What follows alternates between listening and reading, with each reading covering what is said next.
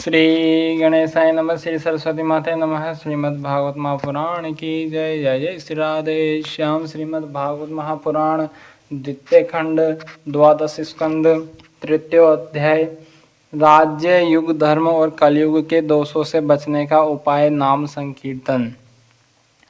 श्री सुखदेव जी कहते हैं, परीक्षित, जब पृथ्वी देखती है कि राजा लोग मुझ पर विजय प्राप्त करने के लिए उतावले हो रहे हैं, तब वह हंसने लगती है और कहती है कि कितने आश्चर्य की बात है कि ये राजा लोग जो स्वयं मौत के खिलौने हैं, मुझे जीतना चाहते हैं। राजाओं से यह बात छिपी नहीं है कि वे एक न एक दिन मर जाएंगे, फिर भी वे व्यर्थ में ही मुझे जीतने की कामना करते हैं।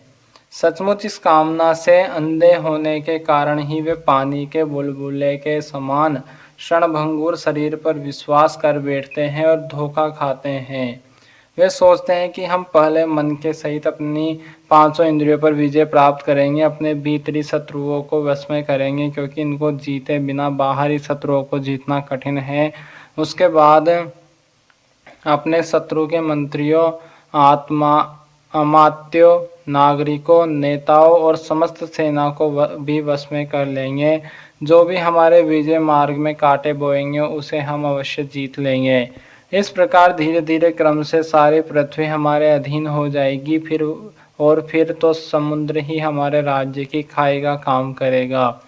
इस प्रकार वे अपने मन में अनेकों आशाएं बांध लेते हैं और उन्हें यह बात बिल्कुल नहीं सूझती कि उनके सिर पर काल सवार है। यहीं तक नहीं, जब एक द्वीप उनके वश में हो जाता है, तब वे दूसरे द्वीप पर विजय करने के लिए बड़ी शक्ति और उत्साह के साथ समुद्र यात्रा करते हैं। अपने मन को, इंद्रियों को वश में करके लोग मुक्ति प्राप्त करते हैं, परंतु ये लोग उनको वश में करके भी थोड़ा सा भूभाग ही प्राप्त करते हैं। इतने परिश्रम और आत्म संयम का यह कितना तुच्छ फल है। परीक्षित, पृथ्वी कहती है कि बड़े बड़े मनु और उनके वीर पुत्र मुझे ज्यों के त्यों छोड़कर जहाँ से आए थे वहीं खाली हाथ लौट गए, मुझे अपने साथ न ले जा सके। अब ये मूर्ख राजा मुझे युद्ध में जीतकर वश में करना चाहते हैं, जिनके चित्त में यह बात दृढ़ मूल हो गई है कि यह पृथ्वी मेरी है। उन दुष्टों के राज्य में मेरे लिए पिता पुत्र और भाई भाई भी आपस में लड़ बैठते हैं। वे परस्पर इस प्रकार कहते हैं कि ओ मूढ़, यह सारी पृथ्वी मेरी ही है, तेरी नहीं। इस प्रकार राजा लोग एक दूसरे को कहते सुनते हैं कि एक दूसरे से स्पर्धा करते हैं, मेरे लिए एक दूसरे को मारते हैं और स्वयं मर मिटते हैं। प्रथु, पुरुरवा, गाधी, नहुष, भरत, सहस्त्रबाहु, अर्जुन, मानदाता, सगर, राम, खटवांग, दुंदुमार, रघु, तृणबिंदु, ययाति, सरयाति, संतनु, गए, भगीरथ, कुबल, यास्व, कुकुस्त, नल, नृग, हिरण्यकशिपु, वृत्तासुर, लोकद्रोही, रावण, नमुची, संभर, भौमासुर, हिरण्याक्ष और तारकासुर तथा और बहुत से दैत्य एवं शक्तिशाली नरपति हो गए। ये सब लोग सब कुछ समझते थे, सूर थे, सभी ने दिग्विजय में दूसरों को हरा दिया, किंतु दूसरे लोग इन्हें न जीत सके, परंतु सबके सब मृत्यु के ग्रास बन गए। राजन, उन्होंने अपने पूरे अंतःकरण से मुझसे ममता की और समझा कि यह पृथ्वी मेरी है, परंतु विकराल काल ने उनकी लालसा पूरी न होने दी। अब उनके बल, पौरुष और शरीर आदि का कुछ पता ही नहीं है, केवल उनकी कहानी मात्र शेष रह गई है। परीक्षित, संसार में बड़े बड़े प्रतापी और महान पुरुष हुए हैं, वे लोकों में अपने यश का विस्तार करके यहाँ से चल बसे। मैंने तुम्हें ज्ञान और वैराग्य का उपदेश करने के लिए ही उनकी कथा सुनाई है। यह सब वाणी का विलास मात्र है, इसमें पारमार्थिक सत्य कुछ भी नहीं है। भगवान श्री कृष्ण का गुणानुवाद समस्त अमंगलों का नाश करने वाला है। बड़े बड़े महात्मा उसी का गान करते रहते हैं। जो भगवान श्री कृष्ण के चरणों में अनन्य प्रेममयी भक्ति की लालसा रखता हो, उसे नित्य निरंतर भगवान के दिव्य गुणानुवाद का ही श्रवण करते रहना चाहिए। राजा परीक्षित ने पूछा, भगवान, मुझे तो कलयुग में राशि राशि दोष ही दिखाई दे रहे हैं। उस समय लोग किस उपाय से उन दोषों का नाश करेंगे? इसके अतिरिक्त युगों का स्वरूप, उनके धर्म, कल्प की स्थिति और प्रलय के और प्रलय काल के मान एवं सर्वव्यापक सर्वशक्तिमान भगवान के काल रूप का भी यथावत वर्णन कीजिए। श्री सुखदेव जी कहते हैं, परीक्षित, सतयुग में धर्म के 4 चरण होते हैं। वे चरण है सत्य, दया, तप और दान। उस समय लोग पूरी निष्ठा के साथ अपने अपने धर्म का पालन करते हैं। धर्म स्वयं भगवान का स्वरूप है। सत्य युग के लोग बड़े संतोषी और दयालु होते हैं। वे सबसे मित्रता का व्यवहार करते हैं और शांत रहते हैं। इंद्रिया और मन उनके वश में रहते हैं और सुख दुख आदि द्वंद्वों को वे समान भाव से सहन करते हैं। अधिकांश लोग तो समदर्शी और आत्माराम होते हैं और बाकी लोग स्वरूप स्थिति के लिए अभ्यास में तत्पर रहते हैं। परीक्षित, धर्म के समान अधर्म के भी 4 चरण हैं। असत्य, हिंसा, असंतोष और कलह। त्रेता युग में इनके प्रभाव से धीरे धीरे धर्म के सत्य आदि चरणों का चतुर्थांश क्षीण हो जाता है। राजन, उस समय वर्णों में ब्राह्मणों की प्रधानता अक्षुण्ण रहती है। लोगों में अत्यंत हिंसा और लंपटता का अभाव रहता है। सभी लोग कर्मकांड और तपस्या में निष्ठा रखते हैं और अर्थ, धर्म एवं काम रूप त्रिवर्ग सेवन करते हैं। अधिकांश लोग कर्म प्रतिपादक वेदों के पारदर्शी विद्वान होते हैं। द्वापर युग में हिंसा, असंतोष, झूठ और द्वेष, अधर्म के इन चरणों की वृद्धि हो जाती है एवं इनके कारण धर्म के 4 चरण तपस्या, सत्य, दया और दान आदि आदि क्षीण हो जाते हैं। उस समय के लोग बड़े यशस्वी, कर्मकांडी और वेदों के अध्यापन में बड़े तत्पर होते हैं। लोगों के कुटुंब बड़े बड़े होते हैं। प्रायः लोग धनाढ्य एवं सुखी होते हैं। उस समय वर्णों में क्षत्रिय और ब्राह्मण 2 वर्णों की प्रधानता रहती है। कलयुग में तो अधर्म के 4 चरण अत्यंत बढ़ जाते हैं। उनके कारण धर्म के 4 चरण क्षीण होने लगते हैं और उनका चतुर्थांश ही बच रहता है। अंत में तो उससे चतुर्थांश का भी लोप हो जाता है।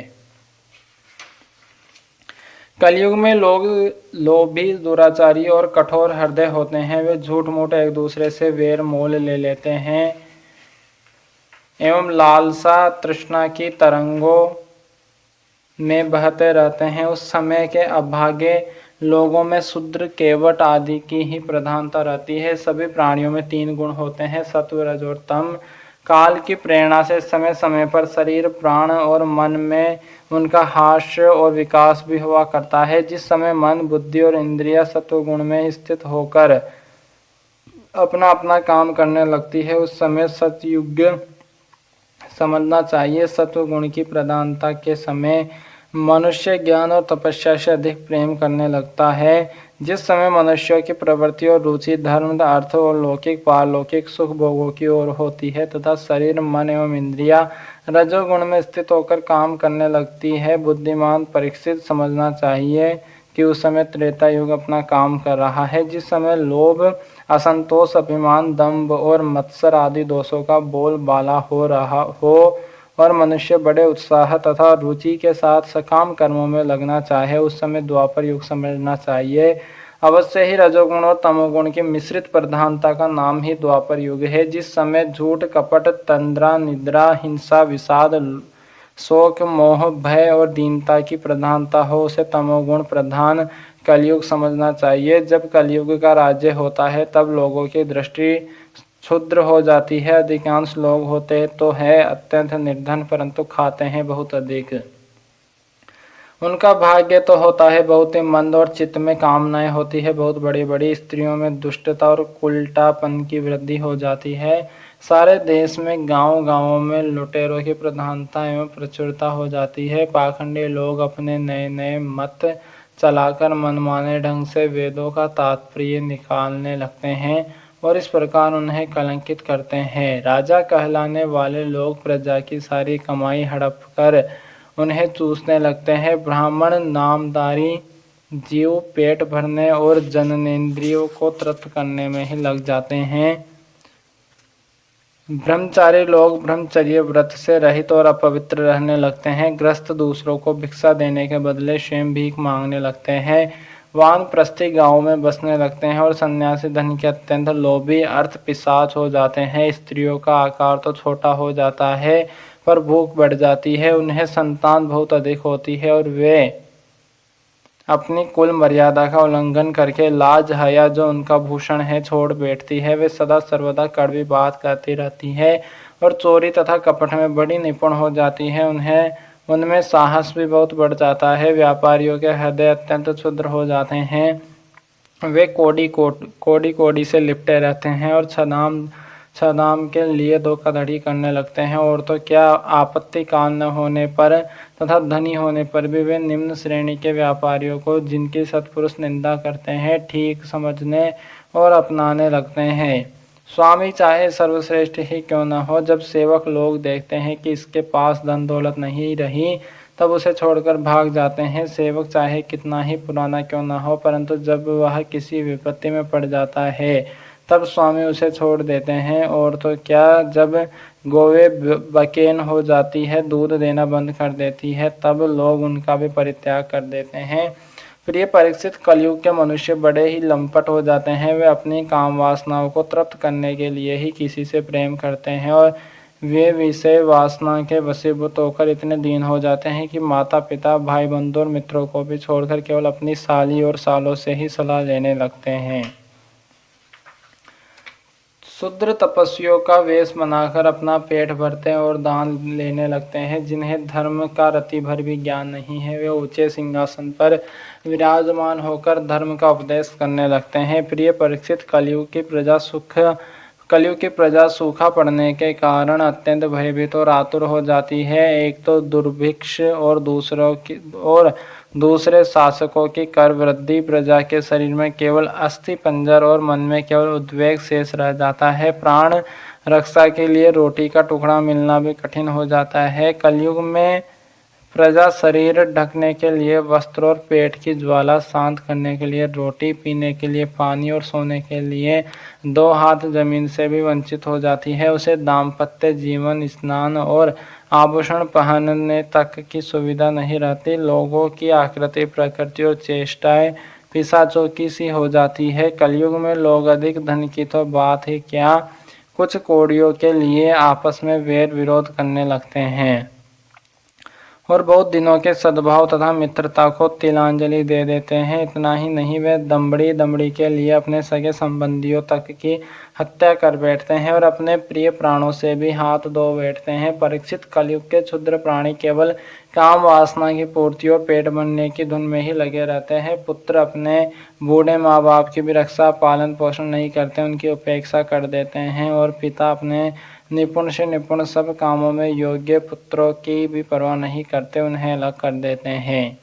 परीक्षित, श्री भगवान ही चराचर जगत के परम पिता और परम गुरु है। इंद्र, ब्रह्मा आदि त्रिलोकाधिपति उनके चरण कमलों में अपना सिर झुकाकर सर्वस्व समर्पण करते रहते हैं। उनका ऐश्वर्य अनंत है और वे एकरस अपने स्वरूप में स्थित है। परंतु कलयुग में लोगों में इतनी मूढ़ता फैल जाती है, पाखंडियों के कारण लोगों का चित्त इतना भटक जाता है कि प्रायः लोग अपने कर्म और भावनाओं के द्वारा भगवान की पूजा से भी विमुख हो जाते हैं।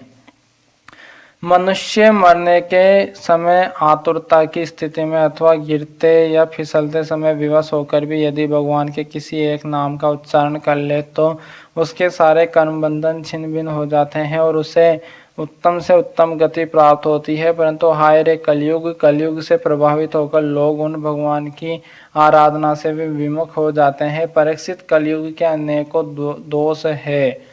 कुल वस्तुएं दूषित हो जाती है, स्थानों में भी दोष की प्रधानता हो जाती है। सभी दोषों का मूल स्रोत अंतःकरण ही है।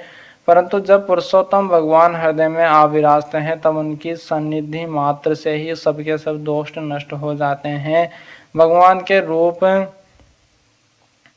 गुण, लीला, धाम और नाम के श्रवण, संकीर्तन, ध्यान, पूजन और आदर से वे मनुष्य के हृदय में आकर विराजमान हो जाते हैं और 1-2 जन्म के पापों की तो बात ही क्या, हजारों जन्मों के पाप के ढेर भी क्षण भर में भस्म कर देते हैं। जैसे सोने के साथ संयुक्त होकर अग्नि उसके धातु संबंधी मलिनता आदि दोषों को नष्ट कर देती है, वैसे ही साधकों के हृदय में स्थित होकर भगवान विष्णु उनके अशुभ संस्कारों को सदा के लिए मिटा देते हैं। परीक्षित, विद्या, तपस्या, प्राणायाम, समस्त प्राणियों के प्रति मित्र भाव, तीर्थ स्नान, व्रत, दान और जप आदि किसी भी साधन से मनुष्य के अंतःकरण की वैसी वास्तविक शुद्धि नहीं होती, जैसी शुद्धि भगवान पुरुषोत्तम के हृदय में विराजमान हो जाने पर होती है।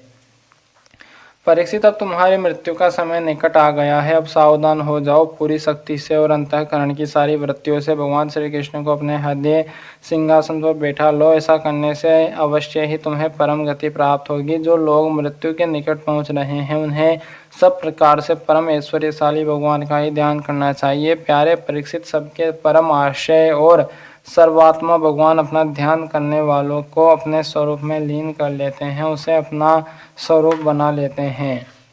परीक्षित, यूँ तो कलयुग दोषों का खजाना है, परंतु इसमें एक बहुत बड़ा गुण है। वह गुण यही है कि कलयुग में केवल भगवान श्री कृष्ण का संकीर्तन करने मात्र से ही सारी आसक्तियाँ छूट जाती है और परमात्मा की प्राप्ति हो जाती है। सतयुग में भगवान का ध्यान करने से, त्रेता में बड़े बड़े यज्ञों के द्वारा उनकी आराधना करने से, द्वापर में विधि पूर्वक उनकी पूजा सेवा से जो फल मिलता है वह कलयुग में केवल भगवान का नाम कीर्तन करने से ही प्राप्त हो जाता है। श्री सीताराम भगवान की जय, श्री राधे श्याम जी सरकार की जय, हनुमान जी महाराज की जय, उमापति महादेव भगवान की जय, श्री लाडली जो सरकार की जय, श्री वृंदावन बिहारी लाल की जय, श्री सदगुरुदेव भगवान की जय, अपने अपने माता पिता की जय, गौ माता की जय, सनातन धर्म की जय, भूदेव ब्राह्मण की जय, भूदेव संतन की जय, विरक्त ब्राह्मण की जय, विरक्त संतन की जय, सभी पितरन की जय, श्री विराट पुरुष भगवान की जय, श्री नारायण भगवान की जय, सब ब्रजवासियन की